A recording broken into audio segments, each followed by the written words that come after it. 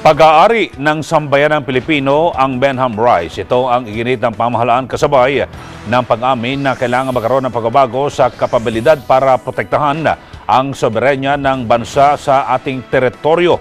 Balak naman ng Department of National Defense na magtayo ng istruktura sa Benham Rice. Si Sofia Okut sa detalye. Plano ng Department of National Defense na maglagay ng estruktura sa Benham Rice na magsasabing ito ay pag-aari ng Pilipinas. Ayon kay Defense Secretary Delphine Lorenzana, ito ang nakikita niyang hakbang matapos ang pag-aaligid umano roon ng survey ship ng China. Inatasan na rin umano sila ni Pangulong Rodrigo Duterte na magdagdag ng mga magpapatrolya sa nasabing karagatan para maipakita na sakop ito ng teritoryo ng Pilipinas. Pero buwerta ng China, hindi pag-aari ng Pilipinas ang rehiyon. Ito ay sa kabila ng naunang desisyon ng United Nations Commission on the Limits of the Continental Shelf noong 2012 na nagsabing bahagi ng continental shelf ng Pilipinas ang naturang lugar.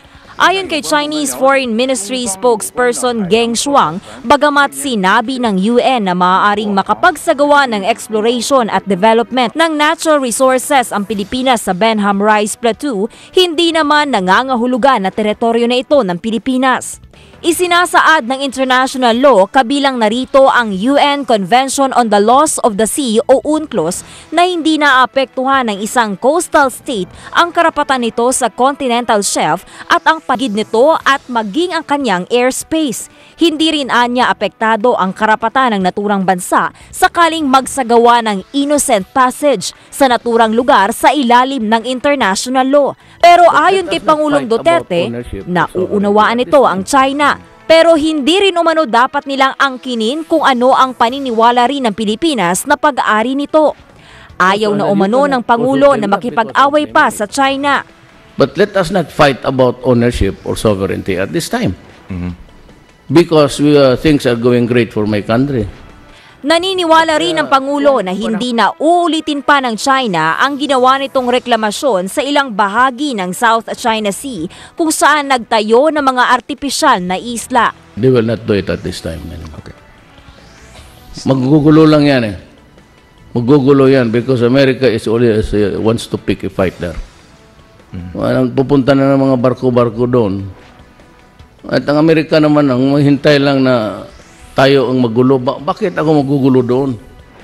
Wala kasi akong, I cannot match the might of China. Pero kung kakailanganin anya ay nakahanda rin ng Pangulo na magpadala ng mga Navy sa lugar. Na kung gusto nila ng mag-show of force doon, di papuntahin ko yung Navy ko. Pero pagdating doon, wag mo lang, banggaan mo lang sa likod tapos boarding ka. Sabi mo, sorry, naglalambing lang po kasi huwag na yung kalimutan yung amin. May amin kami dyan. Ganun lang. Ang Benham Rice ay isang aktibong undersea region na matatagpuan sa silangang bahagi ng Luzon na may lawak na 13 milyong ektarya. Sinasabing hitik rin ito sa likas na yaman. Para sa Eagle News, Sofia Okut, IM1 with 25.